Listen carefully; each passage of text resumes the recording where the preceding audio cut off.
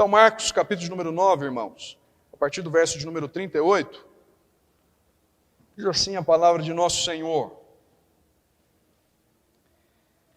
Disse-lhe João: Mestre, vimos um homem que em teu nome expelia demônios, o qual não nos segue, e nós lhe o proibimos, porque não seguia conosco. Mas Jesus respondeu: Não lhe o proibais, porque ninguém há que faça milagre em meu nome, e logo a seguir possa falar mal de mim. Pois quem não é contra nós, é por nós.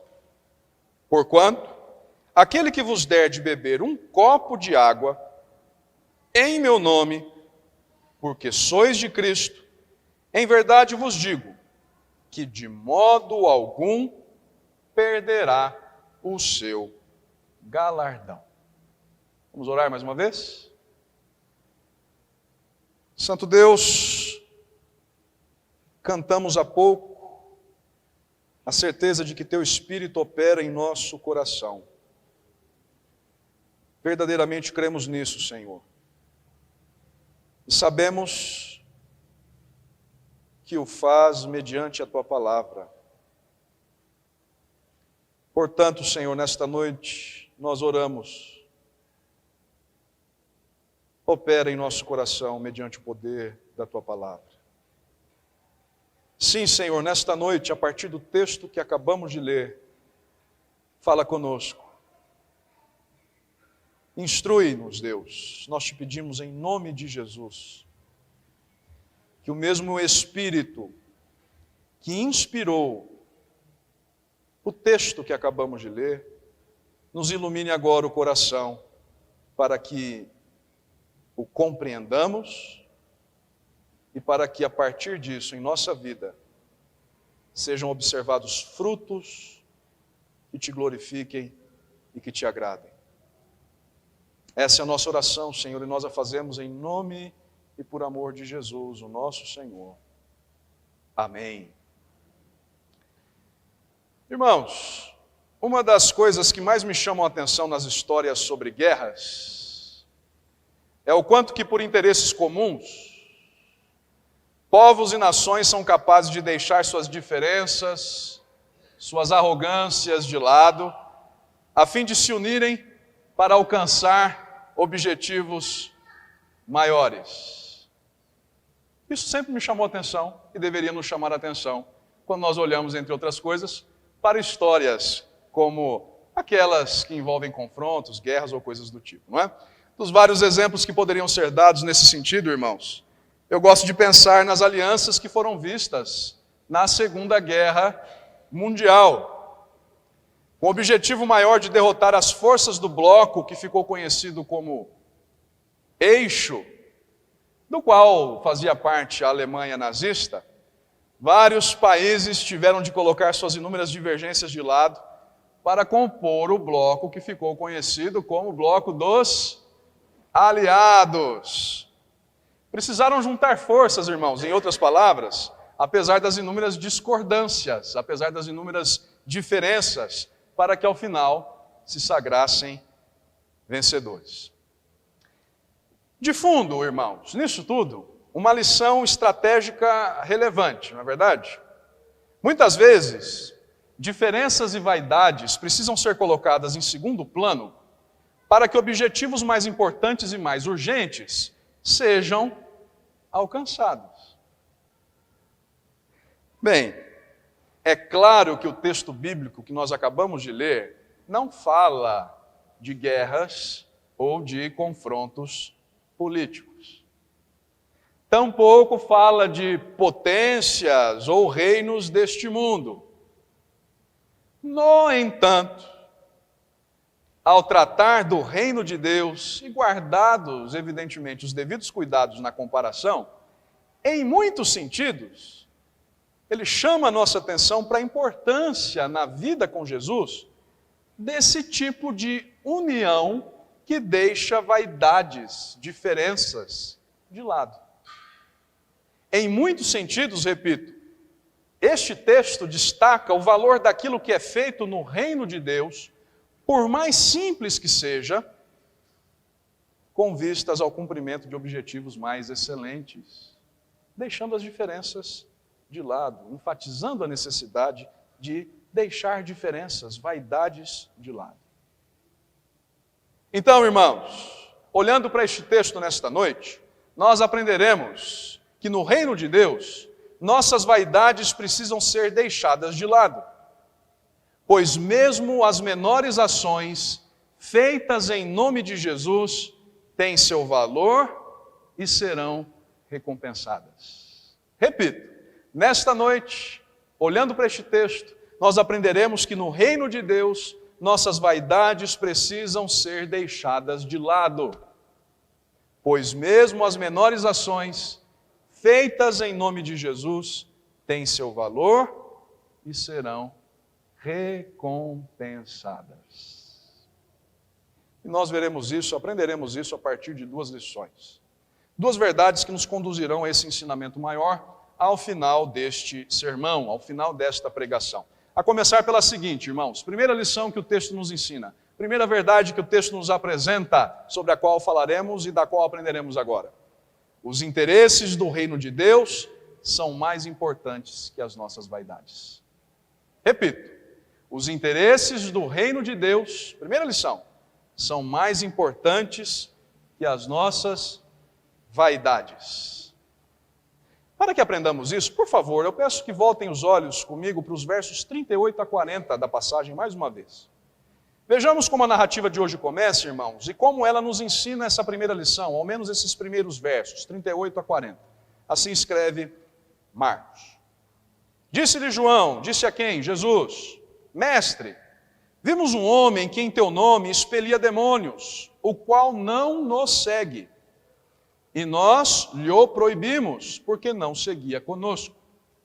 Mas Jesus respondeu, não lhe o proibais, porque ninguém há que faça milagre em meu nome, e logo a seguir possa falar mal de mim. Pois quem não é contra nós, é por nós. Bem, o que é que nós temos de início aqui, irmãos? A história começa com João. Marcos nos apresenta João, de início. Trata-se de um dos discípulos de Jesus, daqueles que lhe eram mais próximos, o filho de Zebedeu. João é apresentado aqui discorrendo algo a Jesus, apresentando um relato ao nosso Senhor. O que é que ele diz? Mestre, nós vimos um homem expulsando demônios em teu nome. E nós o proibimos de fazer isso, porque ele não era um dos nossos. O que nós temos aqui, irmãos, é a apresentação do incômodo que os discípulos, que aqui são vocalizados por João, tiveram ao encontrar outra pessoa fazendo sinais em nome de Jesus. O que Marcos nos conta é que eles veem um homem que não fazia parte do seu grupo, não fazia parte dos 12, expelindo demônios, e ficam incomodados com isso. Incomodados, irmãos, a ponto de censurar aquele homem. Incomodados a ponto de proibir aquele homem. A ponto de impedir aquele homem de fazer aquele tipo de coisa. Então, o que vemos de início, irmãos, é mais uma demonstração dada por Marcos da dureza de coração dos discípulos. E por que eu estou dizendo isso? Porque eles não se alegram com aquilo que está sendo feito em nome de Jesus, para o bem das pessoas libertas. Pelo contrário, isso os incomoda. E percebam, irmãos, os incomoda não porque aquele homem não fosse verdadeiro seguidor de Jesus. Não era este o caso. Diz o texto, Marcos nos conta que aquele homem estava expulsando demônios em nome de Jesus. Ou seja, tudo no texto aponta para o fato de que era de fato um verdadeiro seguidor, um crente genuíno, embora não fizesse parte dos 12, não fizesse parte do colégio de discípulos, dos 12 que foram escolhidos para estarem mais próximos do Senhor. Então, o que incomoda os discípulos, nos termos do texto, é que aquele homem não era um deles. O que incomoda os discípulos é que aquele homem não era alguém que seguia com eles, ou seja, que não fazia parte, aquele homem não fazia parte dos 12 escolhidos pelo Senhor. Então percebam qual é o ponto de Marcos aqui. Os discípulos têm o ego inflamado demais. Os discípulos são vaidosos demais para aceitar que outra pessoa, de fora do seu grupinho, faça sinais em nome de Jesus. Vamos nos lembrar, irmãos, estes são os mesmos discípulos que, noutra ocasião, como nós vimos nos versos imediatamente anteriores a estes que lemos, 33 a 37, estavam discutindo entre si, estão lembrados? Sobre quem era o maior entre eles. Então, daí já podemos imaginar o grau de presunção desses homens. De certo modo, Marcos continua a destacar isso aqui. E deve ser ainda mais difícil para eles o fato de terem encontrado um homem expelindo demônios em nome de Jesus. Por quê? Porque se nós bem nos lembrarmos, nos versos 14 a 29 deste mesmo capítulo, um jovem possesso foi levado aos discípulos para ser liberto por eles, em nome de Jesus. Mas eles não conseguiram expulsar o demônio daquele jovem. Por favor, vamos olhar para os versos 17 e 18 deste mesmo capítulo de número 9, para que nós nos lembremos disso. Afinal de contas, já faz um tempinho que passamos por esse texto. E um dentre a multidão respondeu: Mestre, trouxe-te o meu filho, possesso de um espírito imundo, ou de um espírito mudo aqui, né? E este, onde quer que o apanha, lança-o por terra, e ele espuma, rilha os dentes e vai definhando. Roguei a teus discípulos que o expelissem, e eles não puderam. Não muito tempo antes, irmãos, naquilo que é descrito nos versos que estamos lendo hoje, os discípulos receberam um jovem possuído. Um pai desesperado rogou aos discípulos que expulsasse o demônio de seu filho, mas os discípulos não puderam fazer isso.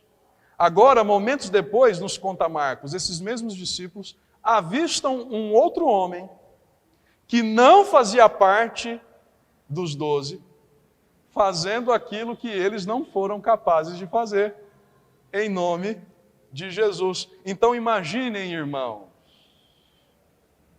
a reação desses homens orgulhosos, a reação desses homens vaidosos é de indignação, a ponto de proibirem aquele homem de expulsar demônios em nome de Jesus. Mas qual é a resposta que Jesus dá ao saber de tudo aquilo? Qual é a reação de Jesus quando João conta que ele e os demais proibiram um homem de expulsar demônios em nome do Mestre? É o que nós vemos no verso 39. Vejam como Jesus responde, diz Marcos: Mas Jesus respondeu: Não lhe proibais, porque ninguém há que faça milagre em meu nome e logo a seguir possa falar mal de mim. Ao contrário do que os discípulos imaginam, irmãos, a resposta de Jesus mostra que a sua visão sobre quem poderia ou não poderia participar da obra do reino de Deus não era tão restrita assim. Não era tão limitada assim como imaginavam os discípulos.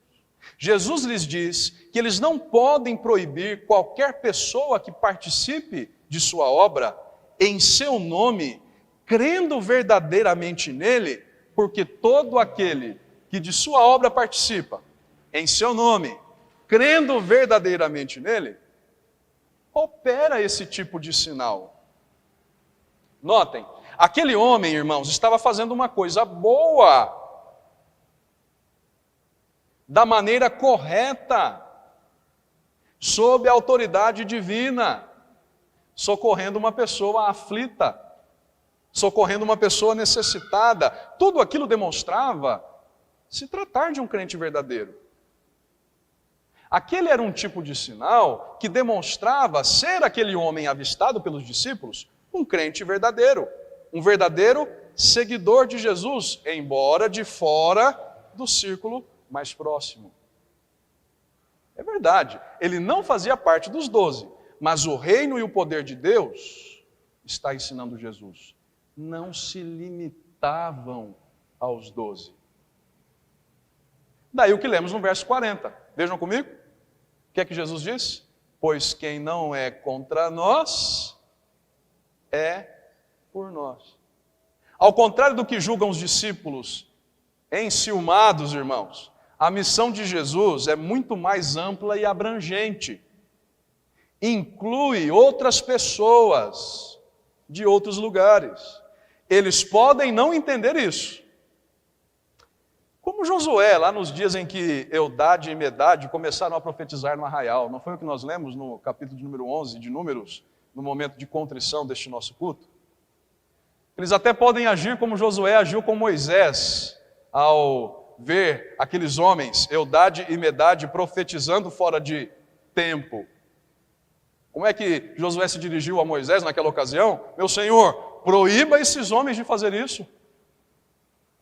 Mas a forma como Jesus os responde, irmãos, bem que parece ecoar a resposta de Moisés naquele texto. O que é que Moisés disse a Josué naquela ocasião? Tu tens ciúmes de mim, Josué? Seria ótimo se Deus levantasse todos como profetas. Assim como Josué naquela ocasião, irmãos, os discípulos em sua vaidade estavam com ciúmes, ao ver que outra pessoa e não eles estava operando sinais em nome de Jesus. Mas Jesus os corrige nisso. Jesus deixa claro àqueles homens que o reino de Deus é muito mais abrangente do que eles imaginam. E assim nós aprendemos a primeira lição desta noite. Os interesses do reino de Deus são mais importantes que as nossas vaidades.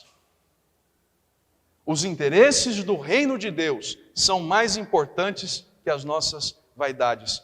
Esta é a primeira lição e, claro, irmãos, há importantes aplicações a retirar dessa verdade. Em primeiro lugar, o que é que isso nos ensina, afinal de contas?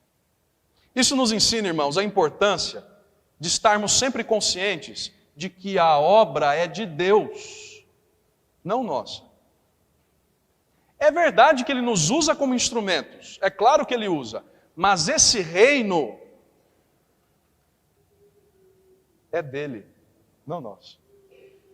Nesse reino devem prevalecer os desígnios dele, não os nossos. Então o que eu quero dizer com isso? Muitas vezes, irmãos, nós presumimos que a igreja é nossa, que as coisas devem acontecer do nosso jeito e apenas do nosso jeito.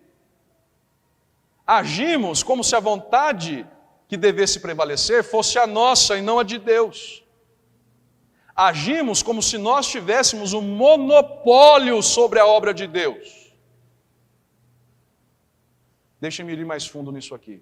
Muitas vezes nós julgamos saber mais do que as outras pessoas ao nosso redor o que é melhor para a obra de Deus.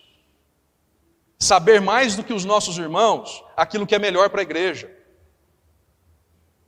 Muitas vezes nós ignoramos, desprezamos aquilo que não é feito na igreja, no reino de Deus, na obra de Deus, do nosso jeito. Desprezamos aquilo que não é feito do modo como gostaríamos que fosse feito. Entendem qual é o ponto? Se não for do meu jeito, não conte comigo. Alguma coisa precisa ser feita. É inadmissível que outras pessoas, irmãos e irmãs, ajam assim e não assado. Sabe, irmãos, o que eu estou dizendo no fundo é que quando pensamos e agimos assim, tudo o que nos move é vaidade. Quando nós temos dificuldade de abrir espaço para outras pessoas, é porque somos vaidosos. Quando mais criticamos e acusamos do que nos dispomos dispomos a ajudar, é porque somos vaidosos. No fundo, irmãos, lá no fundo, nós estamos nos julgando melhores do que os outros, como os discípulos aqui nesta ocasião estavam se julgando melhores do que aquele homem que estava expulsando demônios em nome de Jesus. No fundo, estamos sendo orgulhosos, exclusivistas, arrogantes. Por isso eu não posso deixar de nos perguntar nesta noite, como tem sido o nosso relacionamento, irmãos, uns com os outros na igreja? Como nós nos enxergamos e nos relacionamos como crentes em Jesus? Nós estamos abertos a aceitar e respeitar aqueles irmãos que não pensam ou agem como nós em prol do reino de Deus? Estamos abertos a respeitar e aceitar aqueles irmãos que no reino de Deus não fazem as coisas como nós gostaríamos que fossem feitas? Valorizamos o trabalho desses irmãos, feito em nome de Jesus, ainda que não seja feito do modo como nós gostaríamos que fosse? Ainda que não corresponda à maneira como nós o realizaríamos, como nós reagimos, irmãos? Quando no trabalho pelo reino de Deus, as coisas não saem do nosso jeito.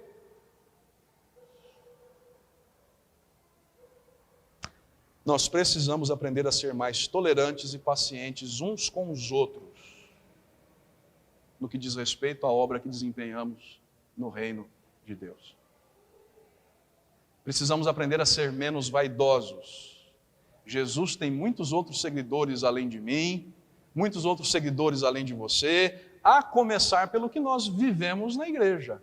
Quantos e quantos seguidores Jesus não tem aqui? Nós não pensamos do mesmo modo, não agimos do mesmo modo, não fomos educados do mesmo modo, mas algo há em comum que é muito maior do que aquilo que nos divide, do que aquilo que nos separa, é a nossa fé em Cristo. Quem não é contra nós é por nós, disse Jesus a João e aos seus discípulos naquela ocasião. Ainda que não pensemos da mesma maneira, irmãos, ainda que nem sempre nos agrademos com o modo com o qual nosso irmão desempenha seu trabalho no reino de Deus, nós somos irmãos. O que nos une é muito maior do que aquilo que pode nos separar. Então, a primeira lição que aprendemos desta primeira verdade pode ser dita nesses termos. Mas em segundo lugar, segunda aplicação, ainda desta primeira verdade, e agora um tanto quanto mais ampla, irmãos. Isso nos ensina que nós também precisamos tomar muito cuidado com aquele tipo de postura sectária, exclusivista, que caracteriza, infelizmente tem caracterizado cada vez mais, muitos segmentos ditos cristãos hoje em dia. Ei, pastor, agora complicou. O que é que o senhor está querendo dizer com sectário, exclusivista? Eu faço referência, irmãos, àquele tipo de postura, só a minha igreja e a minha teologia prestam. Nós, presbiterianos, somos os únicos que servem a Deus do modo como deve ser. O restante está todo errado. Precisamos tomar muito cuidado com isso, irmãos. Muito cuidado com esse tipo de postura. A nossa denominação, por mais que acreditemos se identificar com as verdades bíblicas, afinal de contas, convenhamos, é por isso que estamos todos aqui, é por isso que delas somos todos membros, não detém um monopólio sobre Deus e a sua obra. Há muitos irmãos e irmãs nossos, honestos, piedosos, fiéis a Jesus, em outras denominações. Há muitos servos verdadeiros do Senhor que confessam as mesmas verdades centrais que nós confessamos em outras igrejas. Nós não podemos ser sectários a ponto de achar que só a nossa denominação presta, que só a nossa denominação prega a verdade. Não podemos incorrer no erro da soberba teológica, que muitas vezes nos leva a desprezar, a ignorar, a censurar outros irmãos sinceros, que fazem a obra de Jesus em nome de Jesus. Agora, muita atenção ao que eu digo, irmãos. É claro que existem muitas heresias sendo pregadas por aí. Delas nós precisamos nos afastar. Mas também existem muitos irmãos nossos, piedosos, espalhados em outras igrejas. Muitas igrejas genuinamente evangélicas. Então nós não podemos incorrer no erro dos discípulos. Achar que Deus se limita ao nosso grupinho. Embora nós, é claro, o tenhamos em alta conta. Tudo isso mostra um coração vaidoso, orgulhoso. Mas a obra de Jesus é mais ampla do que a nossa denominação, irmãos. Então a primeira lição que nós temos aqui, em primeiro lugar, a primeira verdade, os interesses do reino de Deus são mais importantes que as nossas vaidades. Por isso, irmãos, no relacionamento com Jesus, as nossas vaidades precisam ser deixadas de lado. Os interesses do reino são muito mais importantes que as nossas vaidades. Mas há uma segunda e última lição presente no texto, da qual aprenderemos agora. E é a seguinte, por fim. No reino de Deus, mesmo as menores ações têm valor e serão recompensadas. Então, segunda e última lição, ensinada pelo texto a nós nesta noite. Segunda, no reino de Deus, mesmo as menores ações têm valor e serão recompensadas. Para que nós vejamos isso, irmãos, olhem comigo agora para o verso 41. É o último da passagem separada para hoje.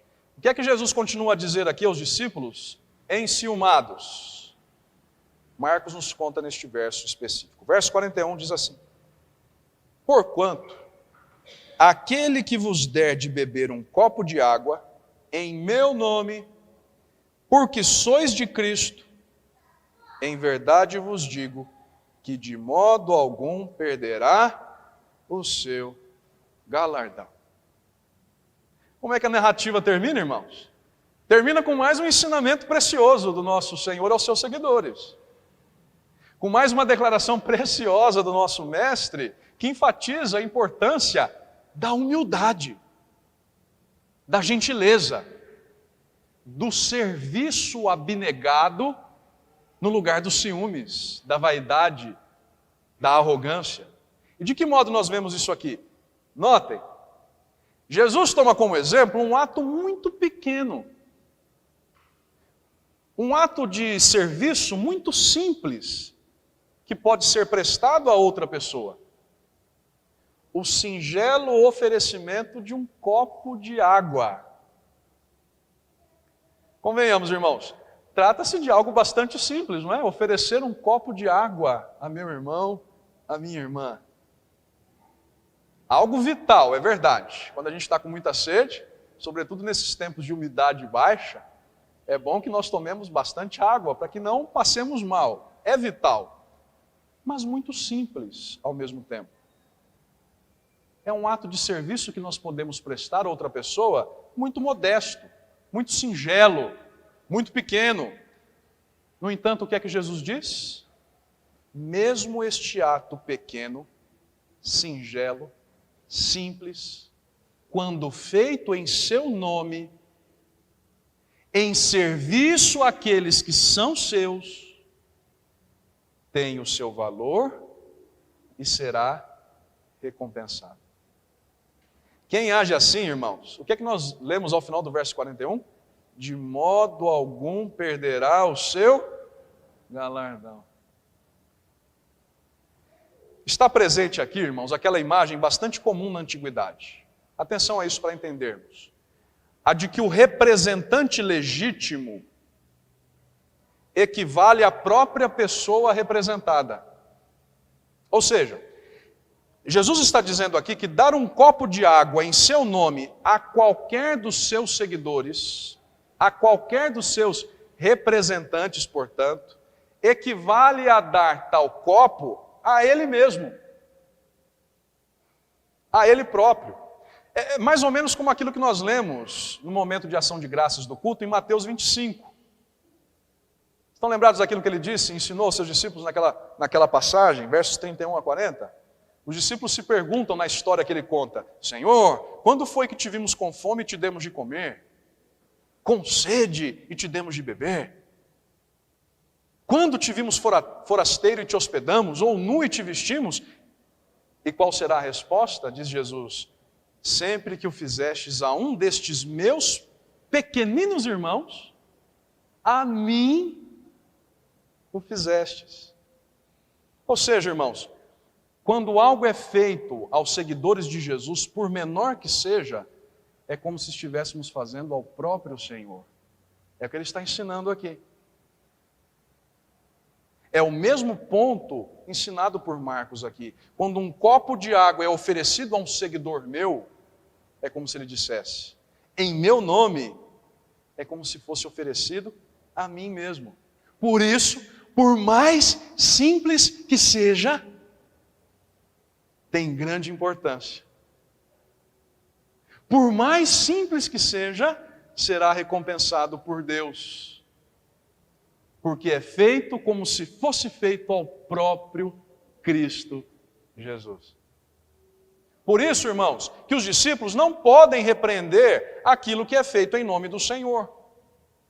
É por isso que os discípulos são censurados quando proibiram homens como aquele que encontraram, que estavam fazendo a obra do reino de Deus de modo legítimo. Porque por menor que fosse o ato, era algo feito em nome de Jesus. Porque ainda que não viesse dos 12, era feito com legitimidade, em nome de Jesus, por amor a Jesus. Então tinha o seu valor, tinha a sua importância, e justamente por isso tudo, a sua recompensa guardada. O galardão reservado. Então entenderam o sentido do que Jesus está dizendo aqui, irmãos? Os discípulos não podem sentir ciúmes, não podem deixar suas vaidades falarem mais alto do que os interesses do reino de Deus, porque no reino de Deus, mesmo as menores, as mais singelas, as mais simples ações têm o seu valor. Serão recompensadas por Ele. Aquele homem a quem os discípulos avistaram não era um adversário deles. Na verdade, era um aliado nos interesses do reino de Deus. Então Jesus está dizendo: deixem as diferenças de lado. Quem não está contra nós é por nós. Ele estava operando em meu nome. E por isso, galardão estava reservado para ele. Então, irmãos, nós temos aqui a segunda e última lição do texto. No reino de Deus, mesmo as menores ações têm o seu valor e serão recompensadas. No reino de Deus, segunda lição, mesmo as menores ações têm o seu valor e serão recompensadas. Algumas aplicações dela para nós hoje, para que nós terminemos. Sabem o que isso nos ensina, irmãos? Em primeiro lugar, que na igreja não há lugar para competição. Na igreja não há lugar para estrelas, estrelismos, para celebridades. Na igreja, irmãos, não há espaço para disputas entre irmãos. Ah, eu faço mais em nome de Jesus do que você. Eu faço de modo mais excelente do que você. As coisas que eu faço são melhores do que as coisas que você faz. Porque mesmo as menores coisas, irmãos, quando feitas em nome e por amor a Jesus, têm a sua importância. Não importa se feitas pelo pastor, não importa se feitas pelos presbíteros, pelos diáconos, pelos líderes de ministério, presidente de sociedade interna, nenhum ministério, nenhuma sociedade interna, nenhuma função, nenhum oficialato é mais importante do que o outro. Nenhum trabalho no reino de Deus é mais respeitável do que o outro. Entendem qual é o ponto? Todo trabalho para Jesus, irmãos, e em nome de Jesus, tem sua importância, tem seu valor, receberá seu galardão, desde que feito pelas motivações corretas, evidentemente, mas por mais simples que seja, tem recompensa. Então, para que sentir ciúme do irmão e da irmã?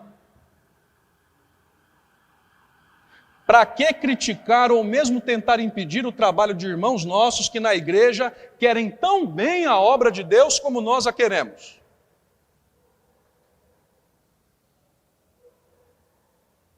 As menores ações têm valor no reino de Deus. Por isso, em vez de criticar, irmãos, em vez de sentir ciúmes do trabalho dos outros, nós deveríamos nos colocar à disposição para trabalhar. Procure, meu irmão, pelos líderes do ministério, dos ministérios desta igreja. Procure, minha irmã, pelos pastores desta igreja, pelos presbíteros, diáconos. E pergunte, meu irmão, de que maneira eu posso ajudar aqui na igreja? De que maneira eu posso pôr a mão na massa? O que é que eu posso fazer aqui na igreja? Do que é que a igreja está precisando que eu possa fazer? E aí, líderes de ministérios, presbíteros, pastores, diáconos, sem vaidade, sem ciúme, sem pensar que só nós sabemos fazer as coisas do jeito correto, vamos dar espaço. Vamos delegar tarefas, dividir o cargo, como Moisés fez com os anciãos, texto que também lemos em Números, capítulo de número 11. Por menor que seja a tarefa delegada, irmãos, ela tem seu valor no reino de Deus.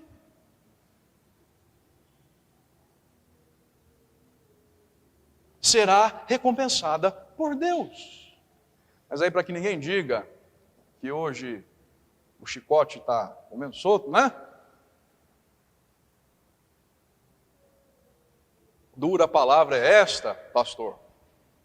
Acreditem, irmãos, nós somos os primeiros, quando preparamos os sermões, a apanhar. Mas para que ninguém diga que só há lições duras para nós aqui, essa segunda lição também nos encoraja muito. Sabe por quê, meu irmão? Porque nos ensina que não podemos pensar que nosso trabalho no reino de Deus não tenha valor.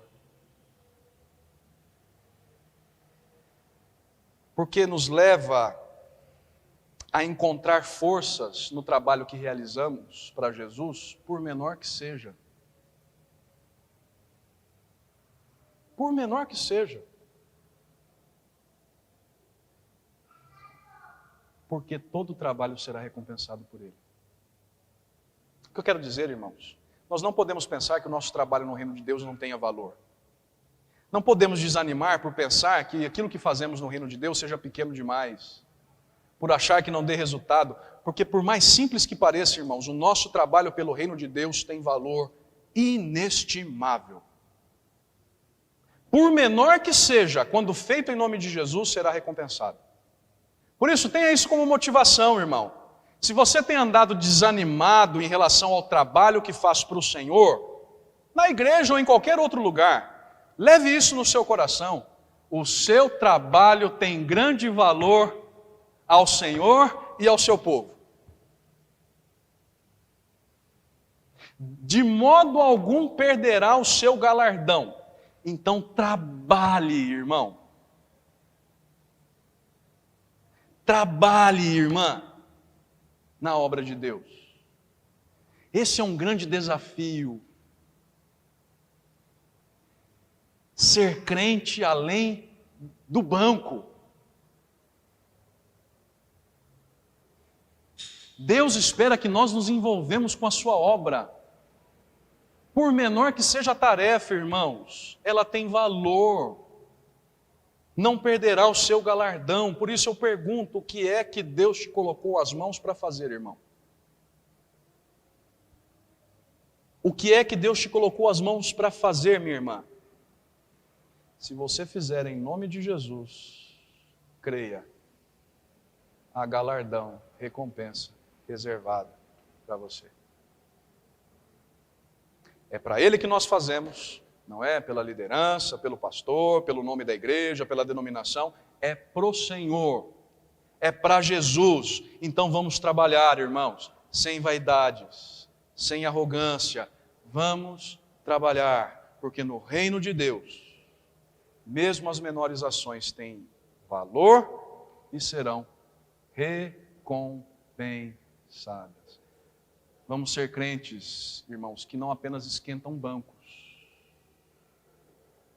Vamos ser crentes operosos na seara do nosso Senhor. Por menor que seja, Ele nos recompensará nesse trabalho. Se parássemos para pensar mais um pouquinho, irmãos, sabem quem fez isso tudo de modo perfeito? Quem sem vaidade fez perfeitamente o que o Pai lhe confiou às mãos para fazer? Sabem quem é, irmãos, que colocou os interesses do reino acima de qualquer outra coisa? Foi Jesus, o nosso Senhor. Ele nos redimiu, irmãos, fazendo tudo aquilo que lhe foi confiado às mãos para fazer. Pôde salvar o seu povo porque sem qualquer vaidade trabalhou penosamente. E claro, como resultado recebeu a sua recompensa. Paulo escreve aos Filipenses, pelo que Deus o exaltou sobremaneira e lhe deu um nome que está acima de todo nome. Jesus é a maior demonstração, irmãos, de que no seu reino nossas vaidades precisam ser deixadas de lado. Nós precisamos nos esvaziar de nós mesmos. É a maior demonstração de que as nossas obras, por amor ao seu reino, são recompensadas. Então, irmãos, que sigamos o exemplo de nosso Redentor, porque há trabalho certo para nós. Que nós nos pareçamos mais com Jesus do que com João. Em nome dele mesmo. Amém.